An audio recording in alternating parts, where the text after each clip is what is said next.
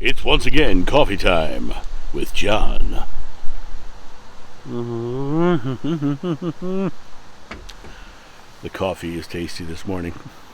I just saw last night, by the way, a study from the European Journal of Cardiology that said if you drink 2 cups of coffee a day, it will prolong your life.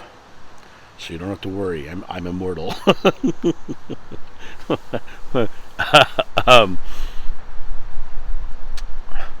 St. Thomas Aquinas said that he would rather feel compassion than know the meaning of it. And I love this quote because the world is filled with religions and schools of spiritual thought and individuals who will try to tell you the meaning of different things. I one time did a video on, word definitions matter. Because everyone tries to give you a different definition or meaning of certain things. And the interesting thing about it is that words are imperfect. Words literally cannot define God because it's indescribable. When I crossed over and I felt that experience on the other side, I come back and I use words like unconditional love or pure love, and they're not enough. They're imperfect.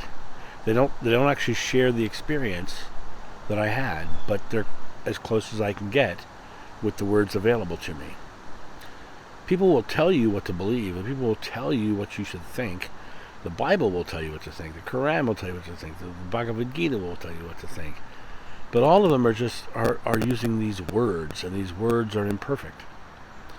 It all comes back to what St. Thomas Aquinas said. I would rather feel compassion than know the meaning of it. I would rather feel it. It's the feeling within you.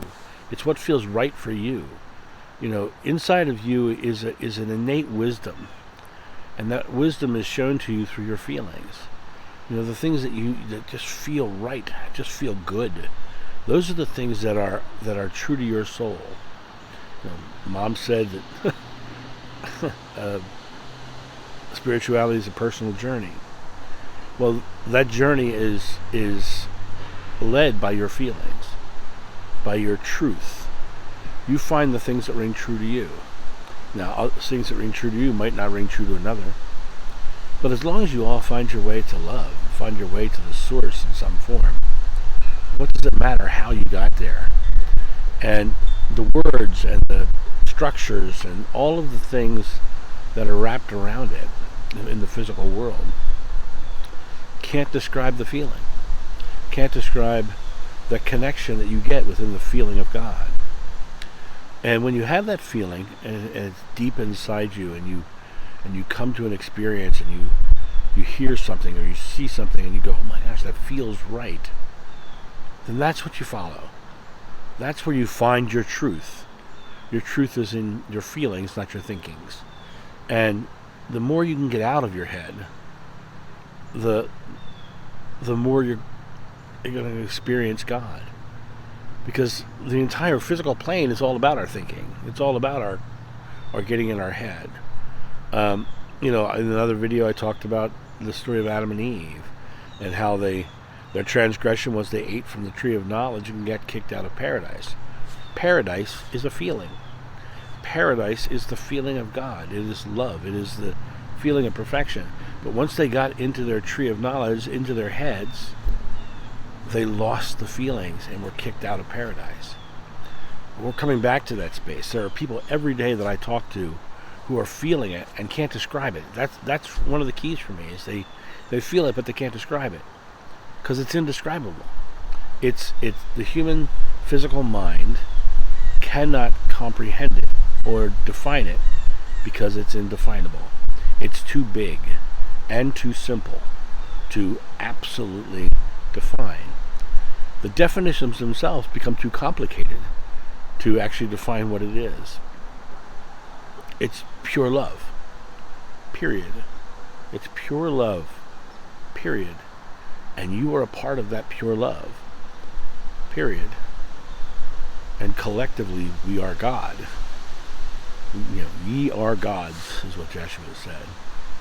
But that idea that we connect and are part of that oneness of God is a feeling, and we know it in our soul. We know it in our spirit, in our vibration, in our consciousness. We just get that feeling, and we go, ah, feels right.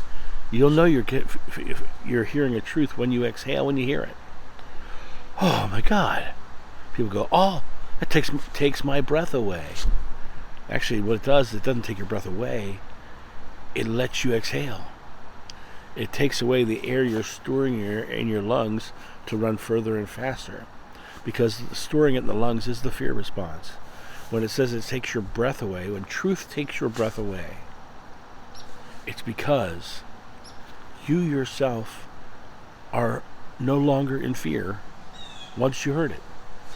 And then your fears come up again, you hear another truth, and boom, it takes that breath away, it takes that air away. And that air shows you the feeling. Right at the bottom of that exhale, you feel the feeling of God. You feel the feeling of connection. You feel the feeling I feel when I sit in love in the mornings. You feel those feelings. And you're the one doing it. You're the one in control. You're the one in the seat. You are one with God. And it's all in the feelings. So take the time today to feel. Go out and live in compassion. Feel the compassion rather than define it. Thomas Aquinas was absolutely right. Don't worry about defining it. Worry about feeling it. Go be compassionate. Go smile at someone. Do something funny to make a little child laugh. All those little moments are you delivering a feeling. And that feeling makes people exhale and feel safe.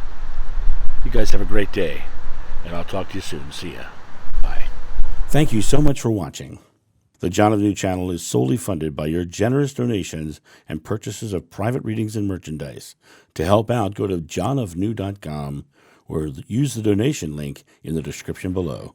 Don't forget to like, subscribe, and share.